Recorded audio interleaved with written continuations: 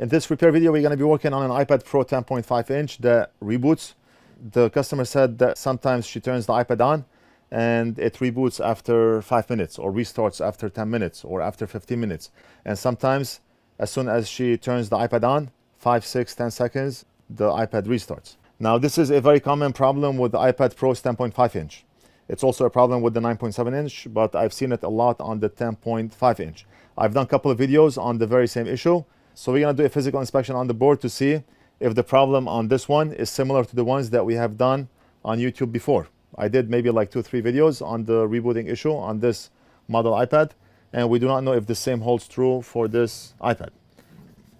We already took the screen out, and we're going to go ahead and inspect the board to see if there's anything obvious. What I want to do is inspect every part of the board, and we're going to make sure that those coils are solid, because for some reason when this particular tablet drops, those coils, they break or they get loose.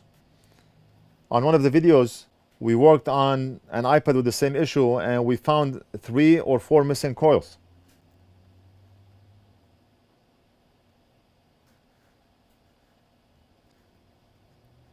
I'm not only testing the coils, but I'm also checking all components on the board to see if there's anything obvious.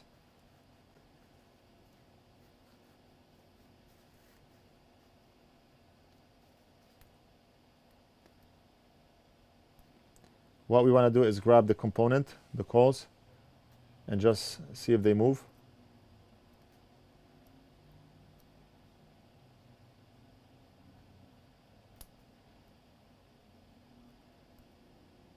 I would say this is solid. Solid.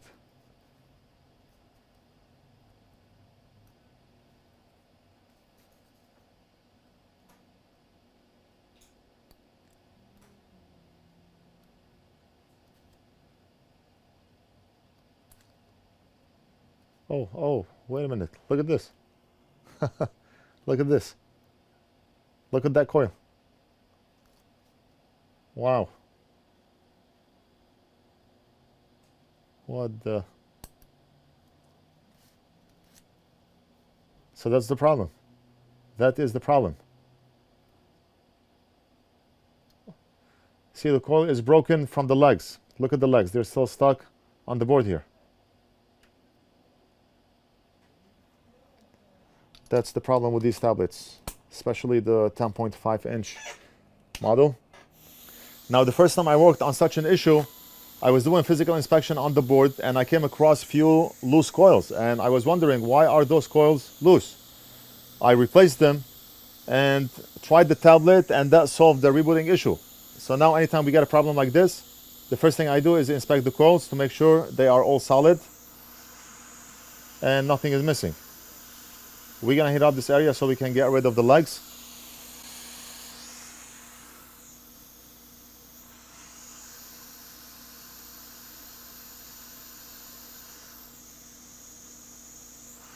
And we're going to remove the second leg here.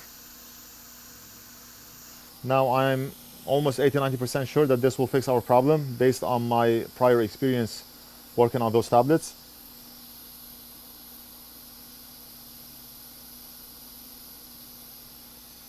So let's hope that by changing this coil, the tablet will stop rebooting.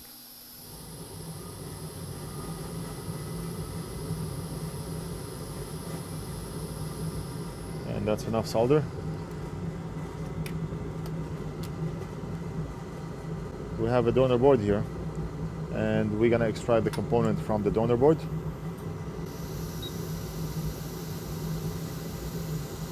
And I'm using a narrow nozzle so we can focus heat only on that component.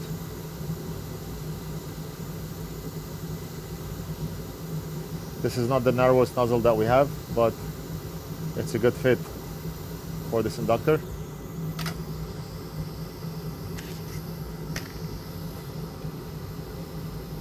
And let's go back to the customer's board, and we're gonna solder it right here.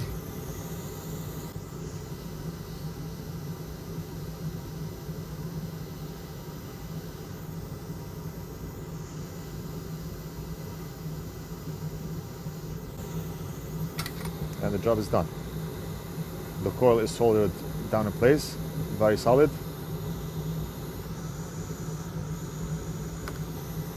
and it's more solid than any coil on that board. Very nice. Right now I do not see anything else that is loose or broken, so I'm gonna assume that this will fix the problem.